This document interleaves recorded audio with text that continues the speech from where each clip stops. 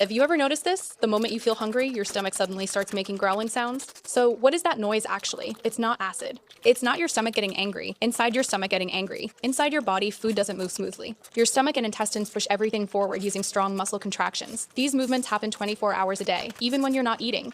The pilot had already started the landing. When food is inside your stomach, it absorbs the sound. That's why you usually don't hear anything. But when your stomach is empty, there's mostly air and liquid inside. So when those muscles squeeze and clean things out, the sound becomes much louder.